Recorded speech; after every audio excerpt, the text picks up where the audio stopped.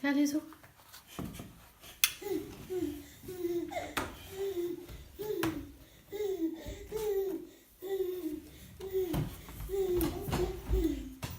Non, tu la laisses faire. Il vaut mieux pas la toucher quand même.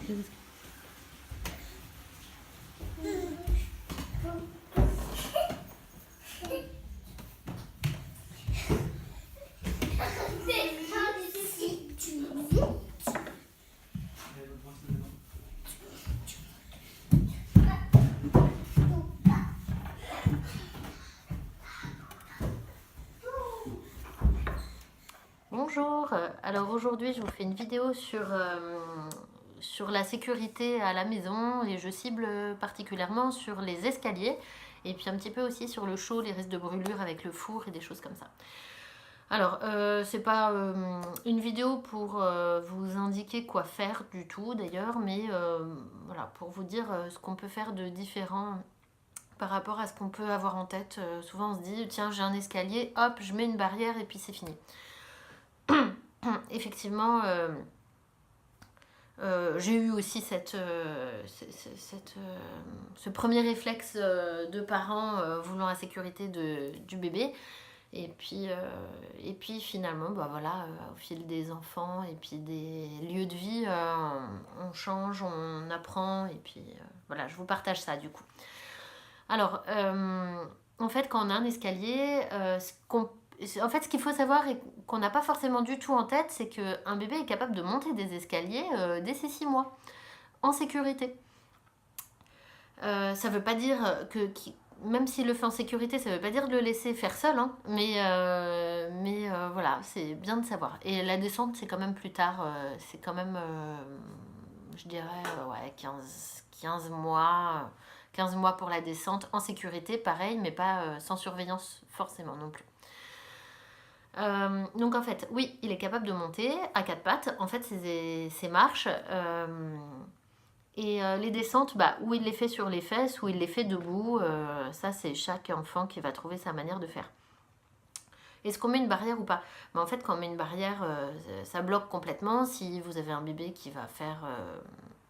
de toute façon, il n'y a pas le choix que de bloquer, surtout pour la descente en fait, puisque là, si c'est pas... Enfin, c'est ce qu'il y a de plus dangereux, la descente finalement. C'est ça que vous pouvez avoir en tête. Si vous êtes avec votre bébé et pas pressé, bah, n'hésitez pas en fait à le laisser faire, à le mettre, voilà, à lui montrer comment monter une ou deux marches déjà. Ça peut être bien. Ils sont souvent contents d'être accompagnés par leurs parents pour faire des premières fois.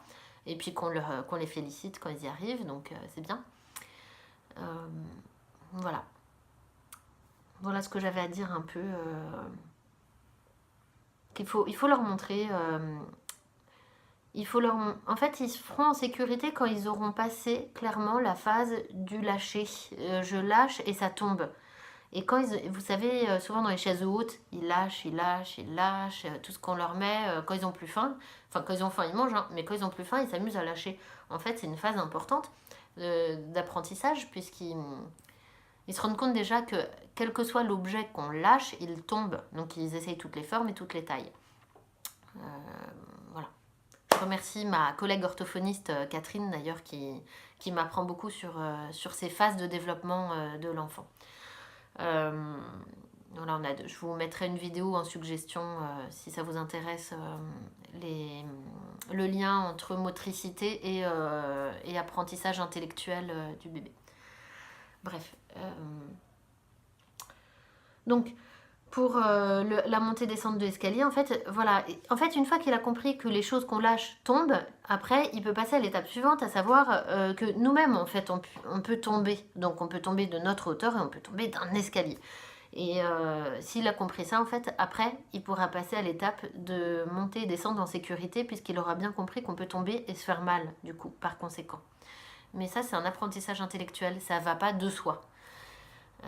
Voilà, il fera par ses expériences, voilà, il fera des petites chutes de sa hauteur, quand il se met debout, il tombe sur ses fesses et puis il se rend compte qu'il tombe et que parfois on tombe mieux, parfois on tombe moins bien, parfois ça fait mal. Et donc dans les escaliers, bon bah c'est pas... Voilà, il pourra ensuite avoir en tête le fait que on puisse tomber et que c'est pas ça qu'il veut, et donc il fera attention. Si on apprend assez tôt à l'enfant à faire, voilà, en autonomie complète, je pense qu'à 18 mois, un bébé peut faire en sécurité complète, avec un apprentissage de plusieurs mois. Il peut monter, descendre un escalier en sécurité. Après, moi, je suis pas toujours... Enfin, la mienne a 16 mois maintenant, et je la laisse pas seule dans les escaliers, ni à la montée, ni à la descente. Ou bien je suis là, ou bien mes filles sont en dessous elles. Donc je leur dis toujours, si vous l'accompagnez dans les escaliers, vous vous mettez juste en dessous, la marche en dessous. Voilà. Et la plupart du temps, en fait, elles n'ont jamais eu besoin de la soutenir, mais voilà, ça me rassure en tout cas en tant que maman. Quand on a un premier bébé, c'est là le souci, c'est que c'est nous qui devons nous y coller forcément, et on n'a pas toujours le temps, l'énergie de le faire. Donc voilà, on peut comprendre hein, qu'on mette des barrières, il n'y a pas de souci pour ça. Mais voilà, de ne pas hésiter à utiliser les situations qui se présentent pour expliquer qu'il peut faire, et puis voilà, de quelle manière. Alors pour descendre la première fois, quand c'est des bébés, souvent à quatre pattes, on peut leur montrer comment descendre une ou deux marches à l'envers. En fait, il faut les positionner à l'envers. Ils ne comprennent pas toujours qu'on peut se mettre à l'envers et descendre les pieds d'abord, puis le corps. Donc n'hésitez pas, quand il n'y a qu'une seule marche, faut vraiment leur apprendre. Dès qu'ils ont un quatre pattes, vous leur apprenez ça, c'est génial, ils apprennent très vite et ils sont contents d'y arriver tout seuls. Donc après, ils le refont plein de fois parce qu'ils sont contents. Pour le chaud et le froid, c'est pareil en fait. Dès qu'on a l'occasion de montrer qu'il y a quelque chose d'un peu chaud et que c'est pas trop chaud, mais qu'ils peuvent comprendre que c'est pas très agréable le chaud, en fait, il faut leur montrer que ça, c'est chaud. Et puis, s'il y a de la fumée, on souffle dessus, c'est chaud. Et voilà, on peut imiter, montrer, et du coup, ils pourront comprendre par la suite qu'un four, c'est très chaud, et que ça brûle, et que ça fait mal, et du coup, qu'il ne faut pas y aller. Si on dit non c'est chaud et puis qu'on n'a pas montré le processus de faut qu'ils aient quand même un peu essayé du un peu trop chaud sans que ce soit dangereux, pour qu'ils comprennent bien que ça c'est chaud. Et puis vous faites voilà, faut pas hésiter à faire des c'est chaud. Ils aiment bien le son, le souffle, ça leur parle, et ensuite vous verrez quand ils verront quelque chose de chaud, ils feront ça, voilà, ou le chaud. Enfin, ils font des sons tant qu'ils n'ont pas encore la parole. Voilà, d'où l'intérêt de ne pas dire non à tout et n'importe quoi. Le attention, le non attention, vaut mieux le garder pour quelque chose d'important et de dangereux, pour qu'il cible bien que quand le parent dit non attention, il faut s'arrêter. C'est pour sa sécurité. Si on dit non tout le temps, même quand c'est pas finalement très dangereux, il va mettre ça dans la case on le dit tout le temps, c'est pas grave. Donc il va plus du tout écouter cette information-là qu'on lui donne. Donc avec parcimonie, ça aura plus d'effet même sur un bébé, voilà. J'espère que ça aura pu être utile, que ça peut vous aiguiller un petit peu, si jamais vous vous posiez la question. Je sais pas si cette vidéo sera utile à beaucoup, mais voilà, mérite...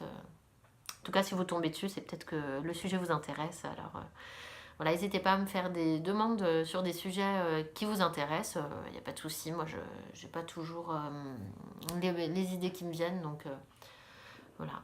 Et puis n'hésitez pas à me faire des commentaires si ça vous intéresse. Voilà, je suis ouverte aux discussions. Merci.